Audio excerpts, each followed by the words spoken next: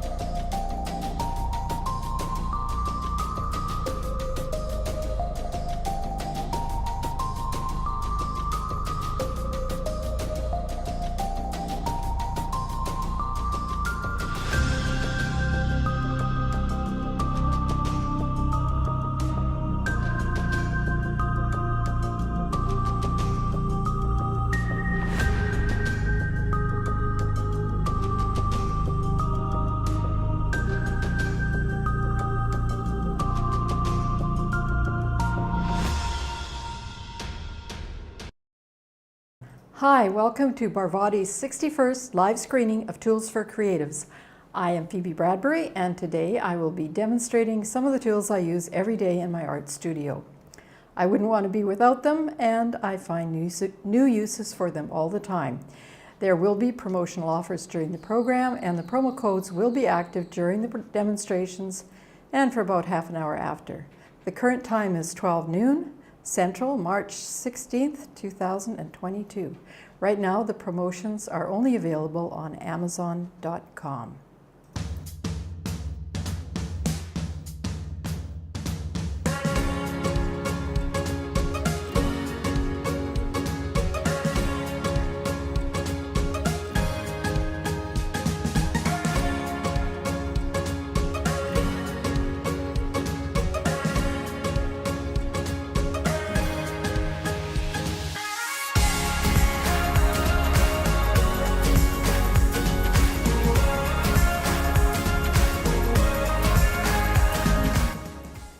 Hi, I'm just going to show you, this is the picture you saw on the intro, and it's called Orange Regrets. And this was made, as you saw, entirely with these types of mottlers. And I'm just going to show you the one we're going to show you on the outgo when the program is over, and it's called, oops, it's upside down.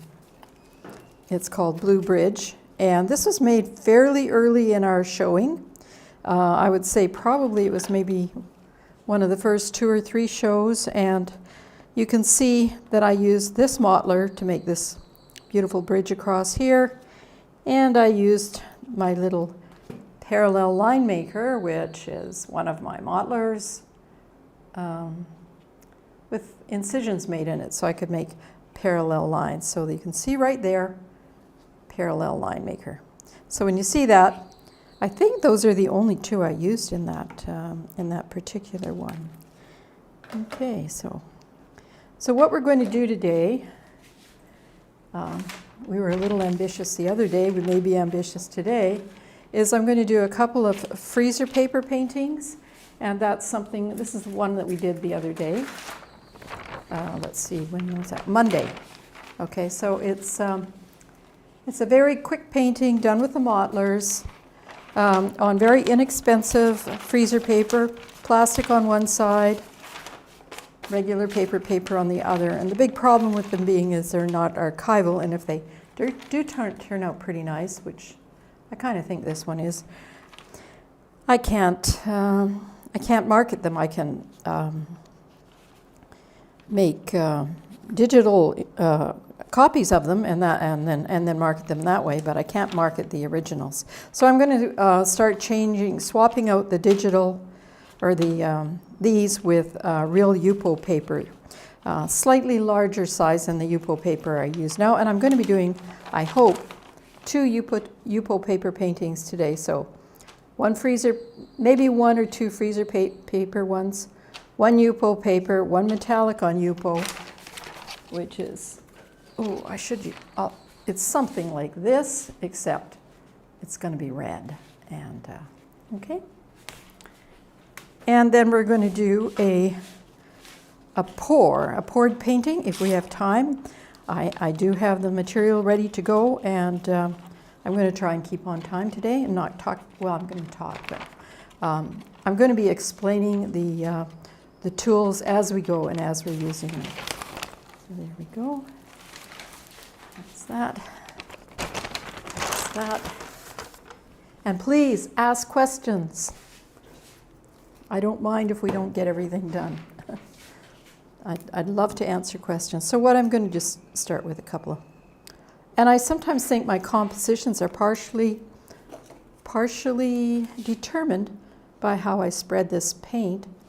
And it really helps to have these little bottles of paint nice and clean so that they spread it.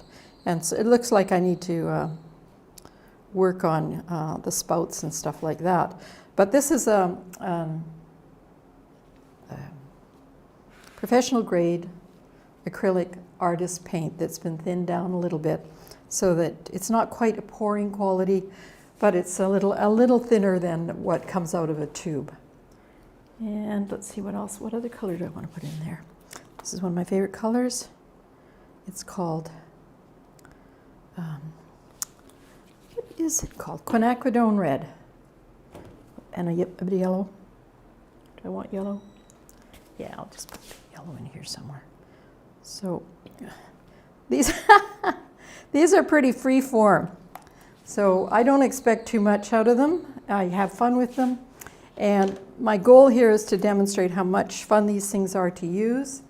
And I use them as a warm-up for my regular studio, which I don't have right now, but which I will probably have in a few weeks. And we'll be doing a lot of this work right in the studio rather than on this little piece of paper. Here we go. Let's see, what do we do? Okay. Don't think too much. Just go. That often helps. I mean, once you've made a decision, then you can move on. So here we are. So that looks like kind of a mess. That's good. Let's play with one of these.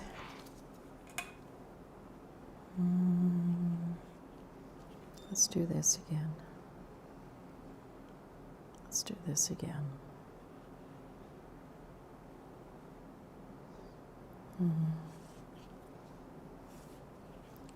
I'm going to take one of these straight ones here. Let's get this red. Is it sort of?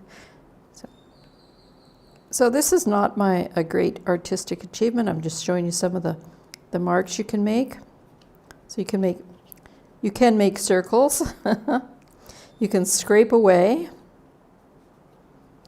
You can make very nice marks, and then you can do things between the marks to make them look sort of somewhat interesting. I wouldn't say this was my best one, and probably a little bit nervous. Let's see. Oh, and cleaning them. As you're working, you may want to clean them, and you probably will want to if you want to have not have all the paints mixed up. I just clean them with damp rags, damp cloths that I clean, that I drop into water, and then I run them through a wash rinse at the end of the session. So I always have something to clean them with. I don't use a bunch of water on my surface or anything like that. So I'm a little more relaxed now. But that's probably a very weird choice of colors. Let's see.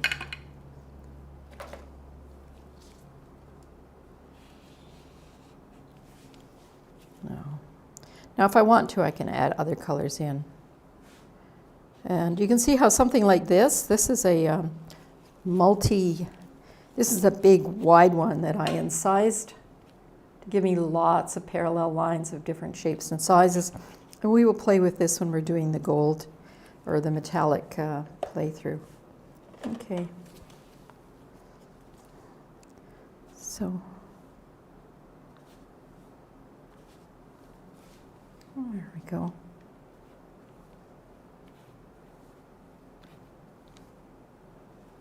And let's remove some of these things. Maybe we'll try something like this.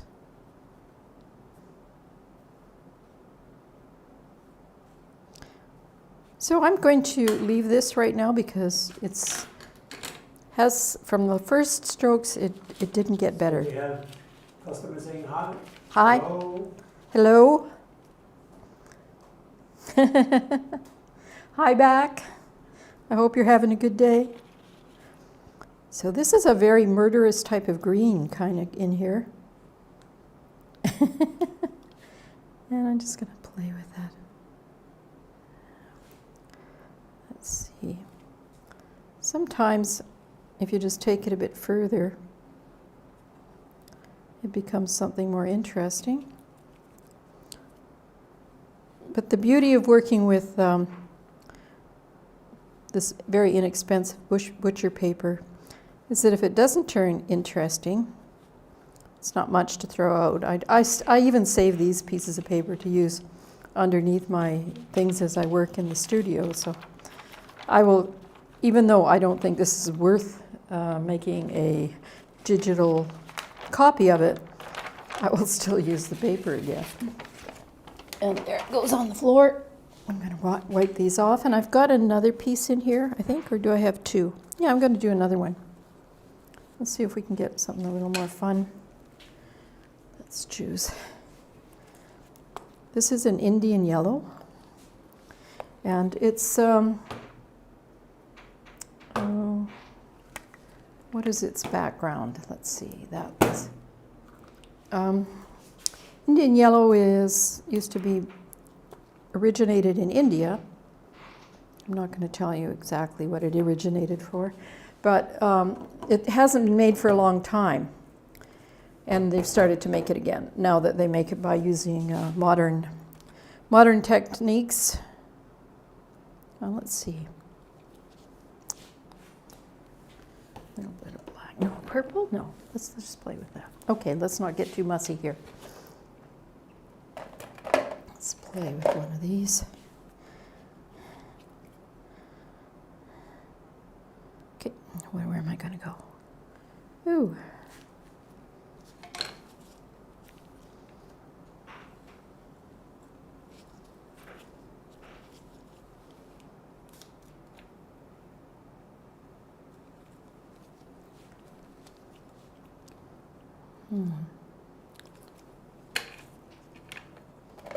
Look at this one here.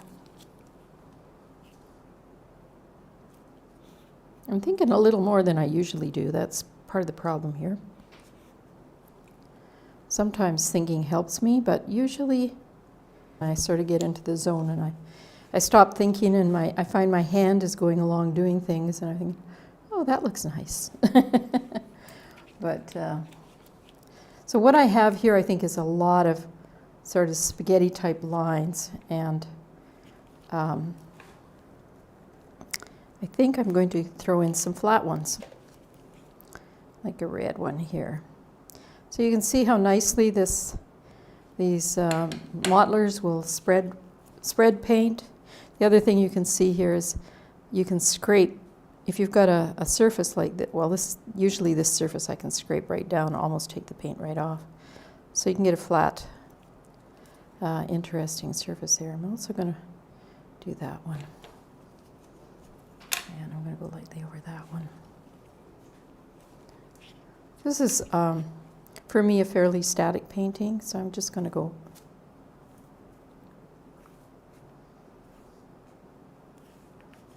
And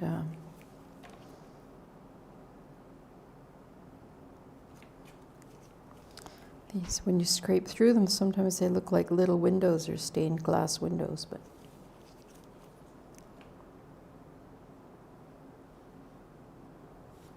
I think I'm going to quit there. So once again,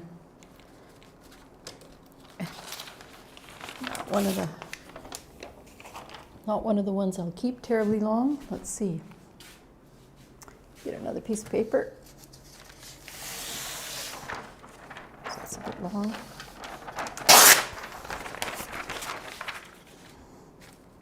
So this is why it's important to warm up. I'm not particularly warmed up right now. Which side is the soft side? So I'm sort of fooling around.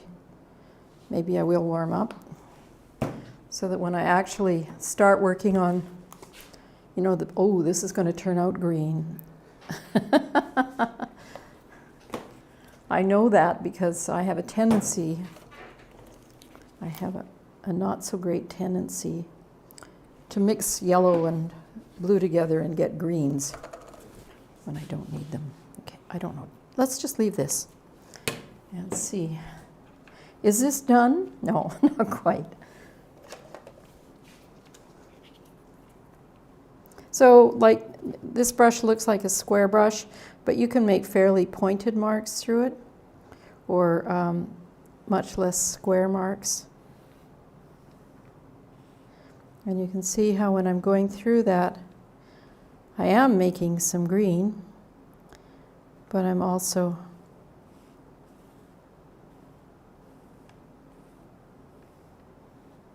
so I'm doing a little play on a fairly common, repetitive mark just to see what happens over these stripes. I'm not trying to make anything fancy. I'm just playing with the repetitive mark, trying to hit some of the globs of paint as I go.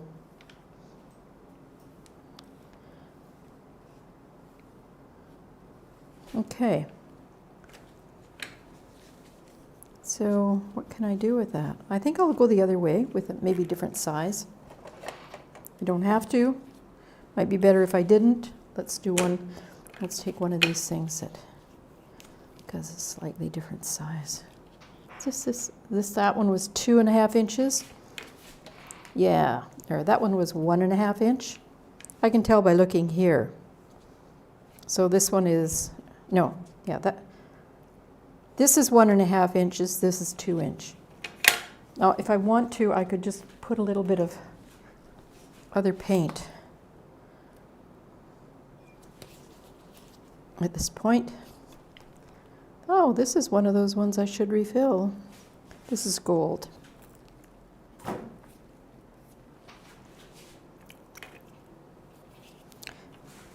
So today I'm playing with, right now I'm playing with the modelers. We also have something called shapers, and they come 5 to a set. And you can do these things with them, but they would be more miniature.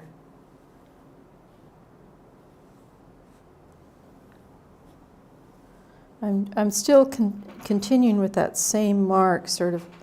It's like a long flag. And I really like the gold in there, so what I'm going to do is I'm going to go through and I'm going to see where the gold is, and I'm just going to spread it out a little bit. Oops, I need a smaller one. Where's my 1 inch? Here's a 1 inch. So, gold. There's a nice piece of gold there. Is this all on showing up, Preben, or is it off the... No. I'm still in the middle? A little low in the frame at the bottom. Okay.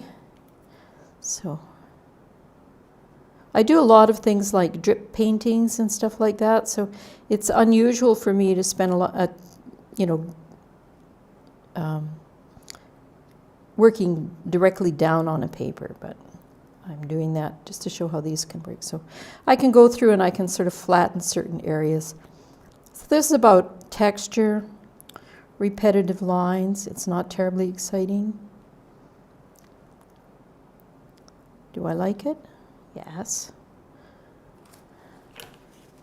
Let's see, what does it look like? Oh yeah. I'm going to take this one in because it's a nice gold streak. I'm going to put it in here, maybe over there. So you notice how I just, oops, I scraped it up, and I knew that it was on my brush, so I could just put it somewhere if I wanted to. So there's some there, and there's some there. So I don't like that one there. I'm going to take that one off and maybe put it over here. Okay, so when I start fiddling like that, that's game over, really. So that's that one. So I think what I'll do now is let Preben do, he's going to show you a little video about, it's just for a minute or two, about where people use these tools. Is that what it is? Yeah. Yeah, okay. And it'll just...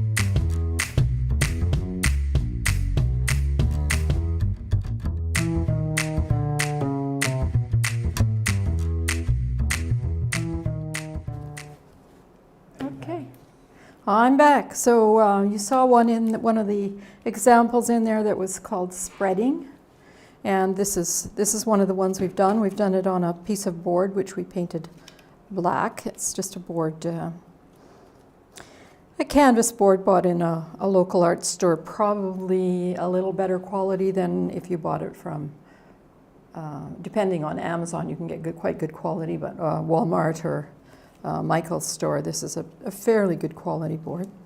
And we've got this one, which we've done on Yupo paper. And Yupo paper is an archival paper, and it does not come in black. So if I'm going to do this on Yupo paper, I have to paint the paper black, which I've discovered that I have to paint it at least twice in order to get it. If I spray paint it, it'd probably be just once. But this is an example of just using the material we have here, which is our gold paint mixed with a thick, clear medium. And when this comes, where did I put that thing? Okay, here it is. When it's first put on, it looks like a sort of a yellow toothpaste. But when it dries, the white part goes absolutely clear, and you've got the beautiful metallic marks here. And by adding different colors, and I showed you a purple one, so you could probably add them whatever color you want. I haven't tried doing these without the metallic because I just find the metallic so pretty and decorative, and this is probably in the class of a craft rather than art, but I worked pretty hard to get these to look, well, let's see, don't want to spend too much time on this, I want to demonstrate it, but when I originally started, they did not look this good, and the original idea came from this, without the green marks on it. I must have put that on there yesterday. And our first attempt looked like this. And you can see that our little, not that tool. What tools did I use? I used this tool. I used two tools like this together. And you can see the marks are not very even and things like that, and so we finally graduated to this tool, which isn't really that difficult to make if you look at the edge of it. Marks aren't the same, but the thing that is true about them is that the parts that go against the paper, you look at that, there's little things that go against, they are much smaller, whoops, than the cutouts. And the cutouts are what make the gold. So from here to, here we go, from this one to this one was just really a change in the brushes, in the type of tool we used. We used a big longer one. So we're going to use the big one today. And we've developed it quite a bit. Since the first one we saw this one, which is actually pretty boring compared to the pretty marks we're making now, which are swirling, a little more relaxed and things like that. So I'm going to do one with a red gold, and it will look like pale pink on the black surface. I expect when it dries for it to look a lot more like this, maybe not orange, maybe more pink, but the gold is a yellow, so we'll be lucky if it gets that color. So it's going to be a surprise, even to me, because I just mixed this up this morning. I have 2 leftover pieces that I have. So it's lots of fun to play with. Look at that. You just throw a big goop on. And I'm going to throw another one on. And I'm going to go right over the edges. And then before I take it away, I will scrape up what I have left, because as long as I keep it in a container like this, an airtight container, I will be able to use the leftovers and add to it. Now the reason Yupo paper is so great is because it's got a very smooth surface. And it is archival. It'll last for years. And if you make a mistake on Yupo paper, even if it's a painting or something like that, you can actually wash the painting off if it's fairly fresh. I'm talking about working with acrylics, by the way, because that's all I work with, but you may work with something else. I'm not sure whether Yupo paper is a medium. I imagine it's perfectly good for oils, but I don't know. Somebody might be able to answer that question. But you can wipe it right off, and I often have. I've got paintings here where I started off with one painting and then I ended up with another, and I just wiped it off. Sometimes I wiped it off a couple of times. But the black has been on there for a couple of days, so it's not going to come off. So there we are, and this is what we can do with it. It's just really rich and luscious and lots of fun to play with.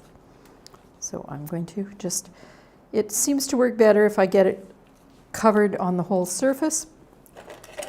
But in fact, there are so many things you can do with it. I would say just play with it and have fun. I've done one with a dark navy background, also very attractive. I don't see it right now here. I have a limited amount of space in my studio here. It looks like I got a little dry piece in here. I'm just going to pull that out. Oh, how am I going to do that? How am I going to do that?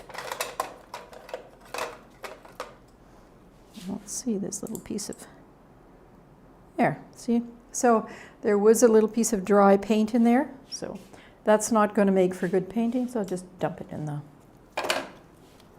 when you're saving old pieces of paint or paint over, sometimes there's layers on the, part of the jar. It dries on part of the jar. So I think I see another little piece there that I should remove.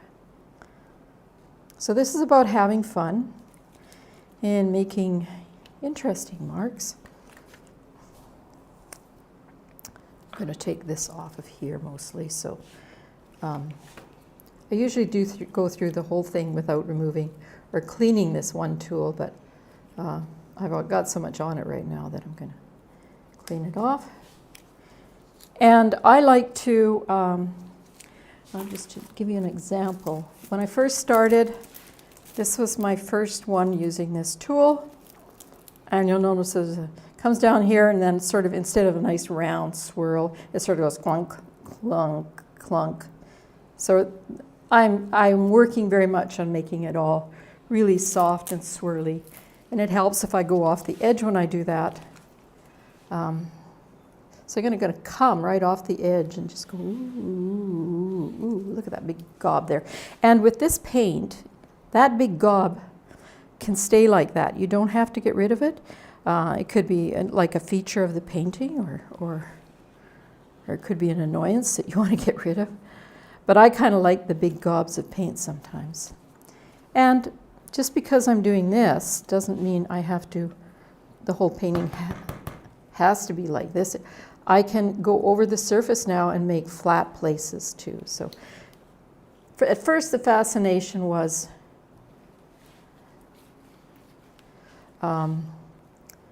making all the parallel lines and making them shiny and pretty. So this to me looks very kind of messy right now. So I'm going to just see what I can do with getting. If I start humming, don't be, just, it's okay. I'm not going crazy.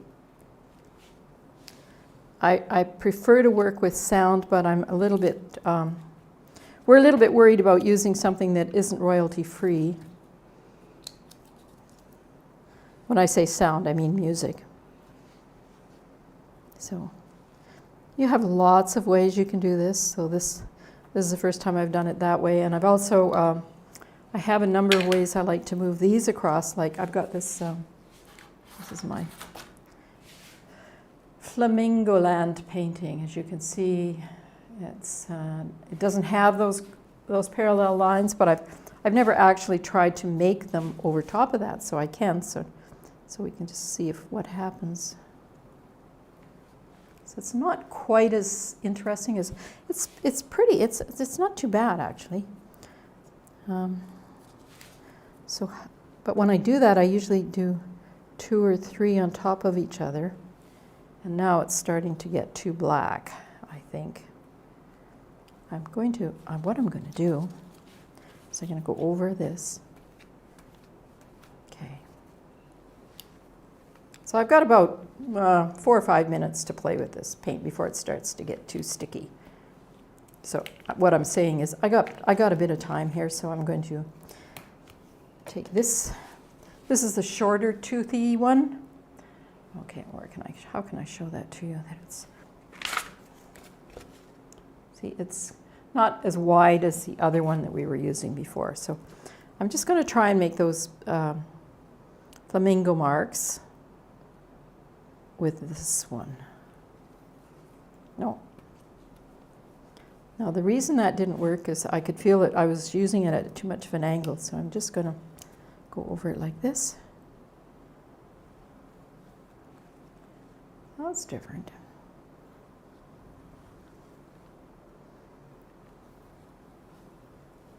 So here we go. I'm going to use that. I'm going to use this one.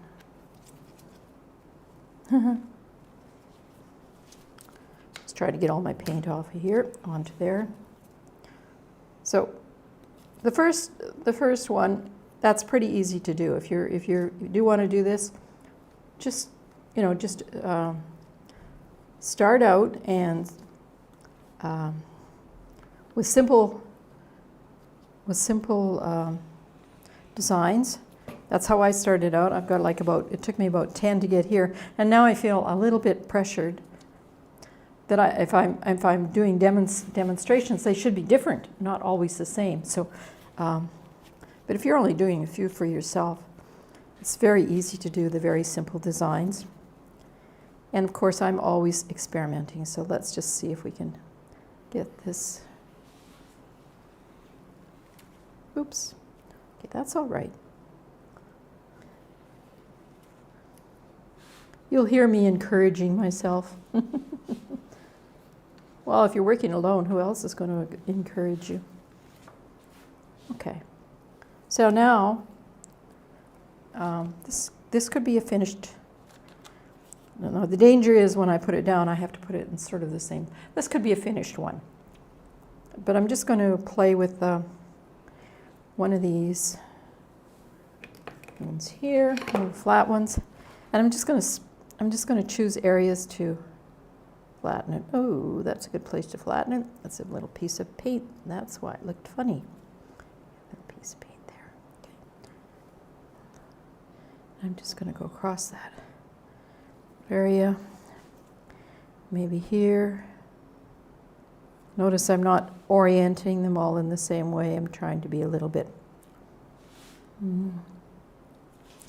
both across the things and maybe down, and maybe another one here. They're all about the same size. That's okay. I'll put one over here.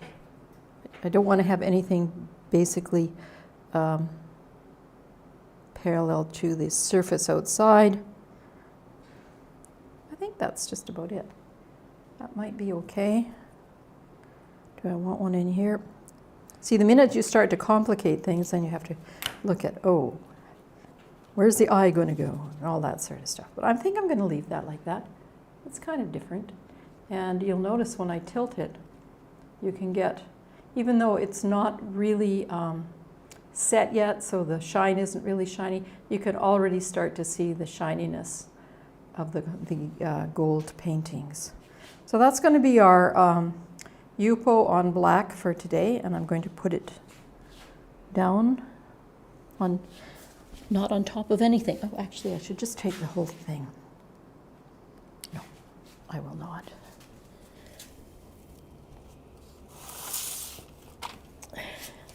So maybe you could show which one of these, the mediums that we use? I've done all of them. Eh?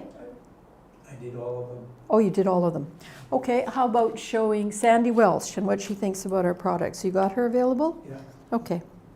So Sandy is a online, you've already started it, haven't you? Okay.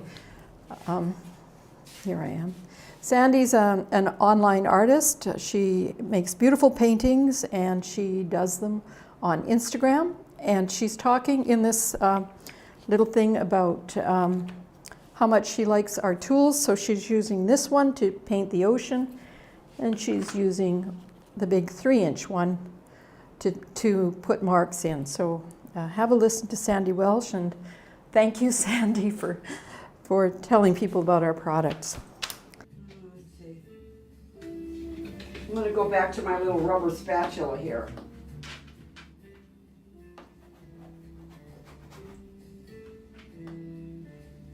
She had that big ball of dark.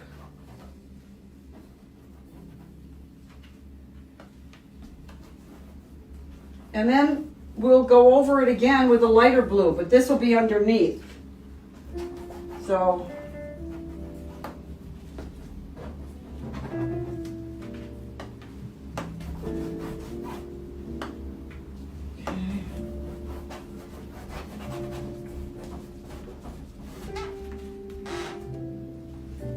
are we getting to look like this ocean? See?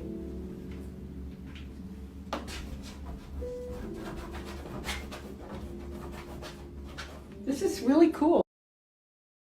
Where do you get them? Oh, I ordered them from Amazon. They look like, where's my big one? I think they're called shapers. I got 2 of them. I got the bigger one. They're not expensive either. I got this one. I think if you just put in paint shapers, this will come up. They're not, and you can use the tips if you want to sort of scratch out. Yeah, they had a couple different sizes, but I like them. It's the first time I've started using them.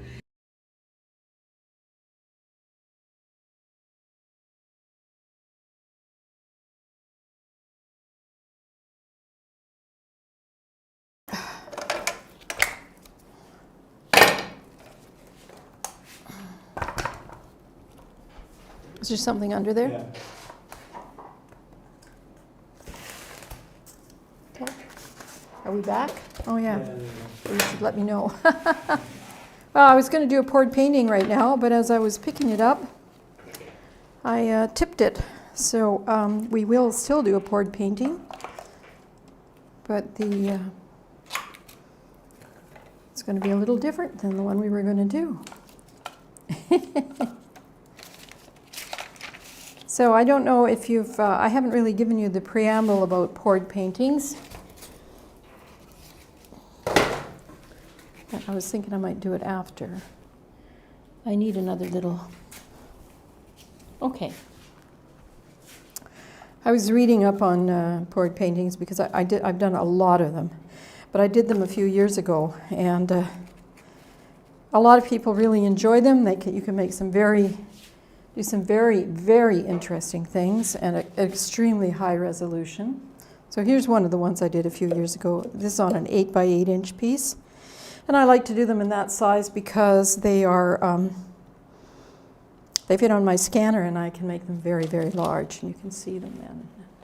I better bring that in a little bit because I've got the piece I'm going to be working on.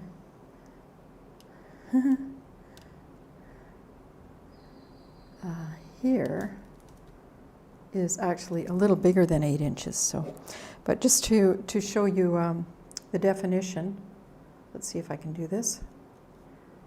Bring it right in. So this is you can see that you can get extremely high definition and extremely brilliant colors. And for somebody like me, I don't just pour, I work into my poured products or poured paintings, so all of these lines and stuff, a lot of them are produced by me as they're drying. So it's a poured painting, but it's a poured painting is just sort of the beginning. But we're going to work on one today just to continue our our quest. Now, I did not expect my paints. What I've come to the conclusion that too loud? Oh, I thought you said I was too loud. I thought, gee, that's interesting. I know I can be too loud sometimes, but I had mixed these in preparation, but in actual fact, I was going to put them all in this cup and mix them together. So, and I'm going to just do that because they were very carefully mixed yesterday, and they just had a little jostle. Maybe that'll give us some luck because my experience in coming back to doing this is that I haven't really been able to capture the quality that I had before. Now, I don't know what I did with it. I made one that was a week ago or a few days ago, and I didn't realize I put so many dark colors in it. And as you can see, it's black with a few little light colors. And those light colors are colors that I added at the last minute and right to the actual surface. So it wasn't really part of the pour. So very disappointing. So this time I have some very beautiful, much lighter colors, better quality paint, more carefully mixed, at least it was until a minute or so ago. And so what we're going to do is find out what happens. This could be very good.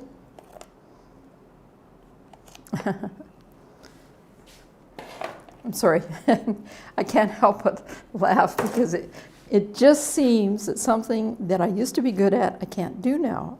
And I have been searching for this. And I know I should probably not do it on the show, but part of being an artist is, so a pour like this, first of all, it's a dirty pour because they're all mixed in one cup. And this is an extra dirty pour because they were actually partly mixed together. Some of them have that really good quality oil in them, and some of them do not. And I've cut down on the amount of white. So we're sort of slowly approaching, I wouldn't say perfection, we're slowly approaching acceptable. So, and that's part of what art is about, or my art is always experimenting. So now I have this mixed cup, and I'm going to lift it up and gently tilt it around. If you go on the internet, you will find, and you're talking about beginning pouring, there's a site where they will actually tell you how much you need for the square inches of surface you have. And so I did that as well. And so for this I needed 110 mils of pouring fluid. Of course that depends on the fluidity of the fluid and probably your surface and things like that. But it's a pretty good ballpark, and I believe I was actually pouring quite a lot less. And the other thing that's happened here is this is a slightly larger one. So let's just lift it up and see what happens. And if it's a mess, forgive me. Okay. So we have a lot of green here. And one of the colors I did not put in this was green. Oh, we're getting some nice bubbles. I put a lot of blue in here and a lot of yellow. And if you watch my show consistently, you'll realize that I have this thing about if I put yellow in with blue, I will get green. And certainly that has happened here. Now I'm just going to let it sit. I'm not sure if it's going to blossom. The other thing that's happening is I'm not sure my table is particularly balanced, so I have a way of... These are not the most beautiful colors. Let's see if we can do something else. And I also have a very hard time just sitting still and not doing things. So let's just add some... Oh, do we need more of that?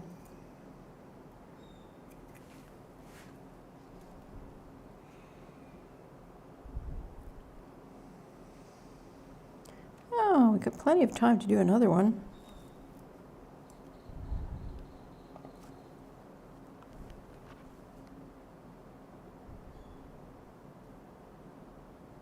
I'm very impatient.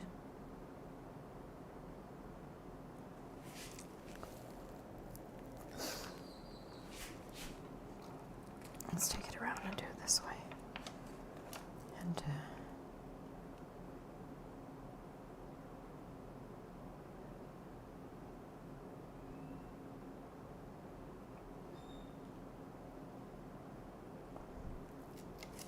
I'm going to remove this right now. I'm going to put it on the floor.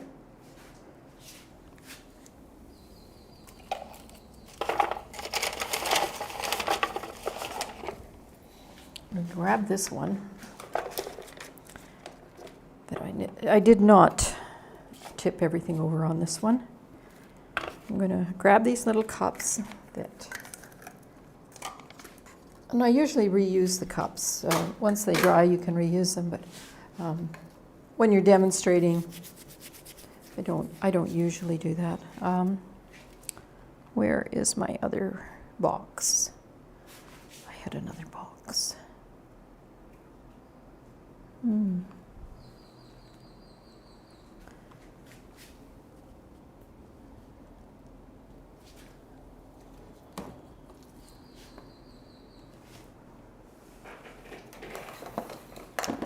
Sorry about and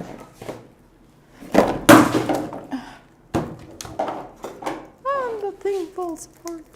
Okay.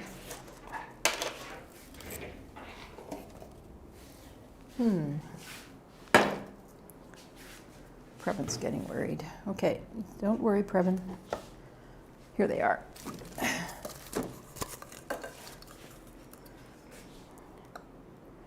Ooh.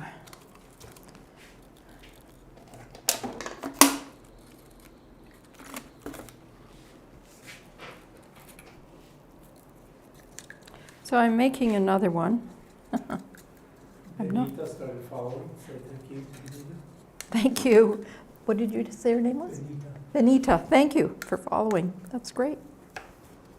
Or watching or following? Oh, that's great. Thank you everybody for watching. And it must be very patient to be able to watch me do this. It's too bad that spilt last time, but and then I dropped a bunch of colors on the floor, which I'm picking up now. So I'm going to just try and see if I can recoup in a moment, whether that'll happen or not. Gloss and varnish, okay. So I'm going to try some very good quality paints in here. I did try these the other day, but I didn't add enough of the light colors, and so we're just going to add a few white. Oh, that's out of frame. We can't see. Okay, okay. Ooh. Add some white. I think I have white in there already. Add some blue. Now this will not have any of the fancy stuff in it. Add a little bit of this.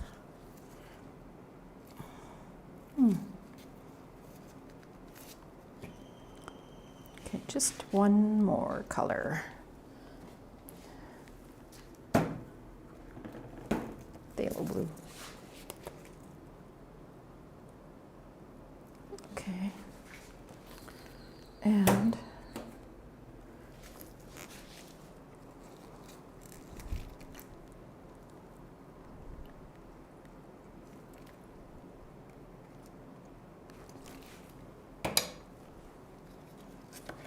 so if somebody says, I'm really struggling here, you would be right. I'm just very curious to see what will happen now. We'll just, oh, green again.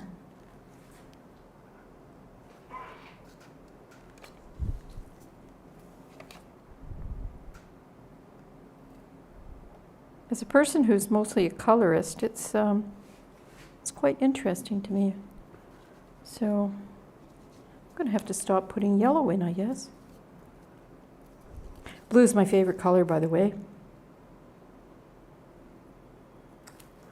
Let's see if we can do something with this. So if this is your first introduction to pouring, this is a terrible result. And I hope you don't judge it from that, because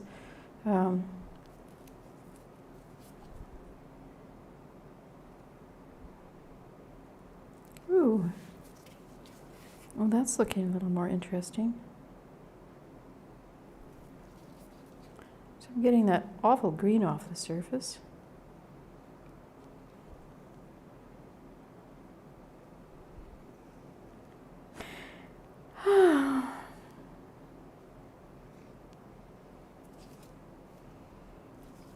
So you notice I'm using my brush my tool here to cover the sides, is what you're supposed to do, is cover the sides. And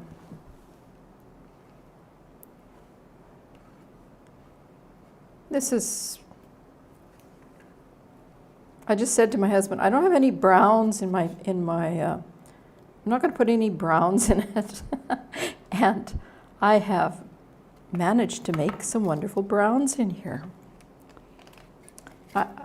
My selection of colors is usually pretty modern colors, so no burnt umbers or any of that sort of stuff. Usually very transparent colors, bright. So this is it's not really a conundrum. It's a result of not actually going back and starting from square one and doing it. I'm sort of okay, now I remember that I should do this, and then the next time I do that. So I will be probably doing a few more of these. I think the next time I'll test it out a little bit better before, well, I won't drop it. So, ooh, there's interesting stuff sitting on the bottom of the, this is not going to be good at all. Okay.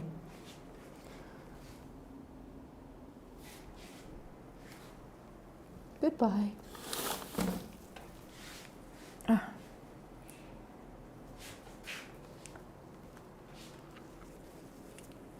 Well, I'm going to come over here.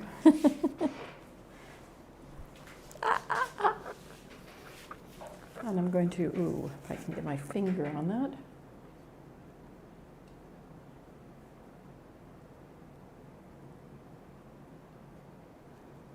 I think it's just about time to go anyway. I want to talk to you just a bit about poured paintings, because it might not seem apparent to you, but I think poured paintings can be absolutely amazing. I'm going to take these ugly gloves off. Am I here? Oh, I am here. Good. Okay, I don't know what cameras. So this is an example of a poured painting.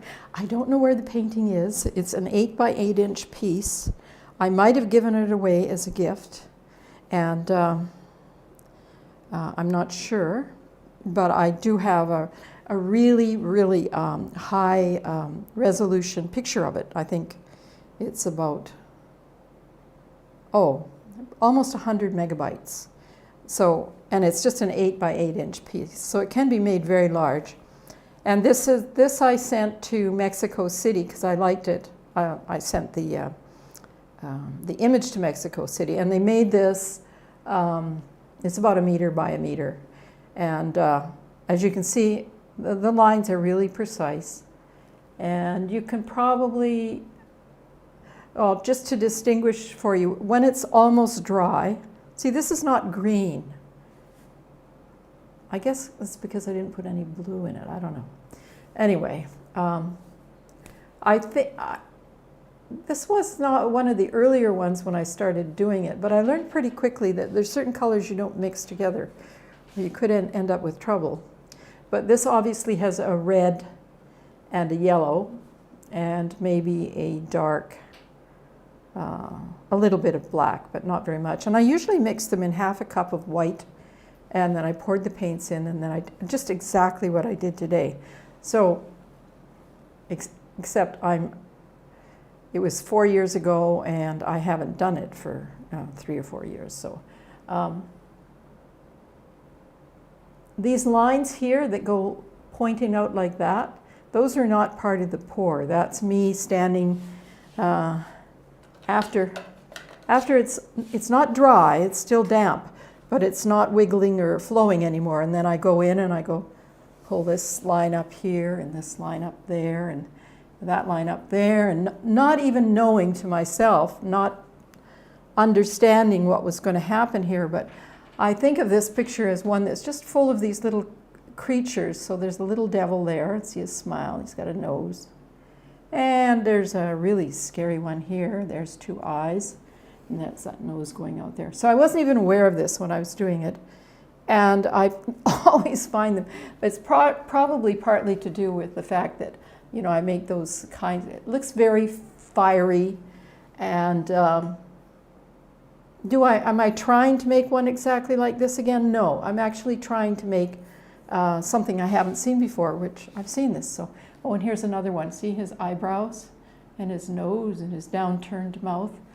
And anyway, the longer I look, the more I see. But I am trying to get that quality where it flows, and it's a little different than what a lot of other people do, where they're looking for bubbles and stuff like that. And I was partly influenced by the Chicxulub comet. It wasn't a comet, it was an asteroid, hit the Earth and caused the Gulf of Mexico, and apparently the demise of the dinosaurs all over the world. And oops, there's another one right there. See that little teeny guy there? So I was into the idea of flowing molten rock and water and that sort of thing, and fire, because it caused fires on the other side of the Earth. And so I'm fascinated by fascinated by pouring paints, and a lot of it I think comes from playing in mud puddles when I was a child. I realized, oh, there's another one. See, his 2 eyes, and then there's nose and the big droopy mouth. Anyway, I'm just telling you that so that you'll maybe have an understanding of why I continue to search for making a good poured painting. And I will be trying it again, but I'll try and keep it to the end of the show so that we don't disrupt everything. I want to thank you for joining us today. You can find us here every Monday, Wednesday, and Friday at noon Central to do demonstrations, answer your questions, experiment, listen to your suggestions if you have any suggestions for me about my poured paintings. I'd love to hear them. And I'm looking forward to seeing you on Friday at noon.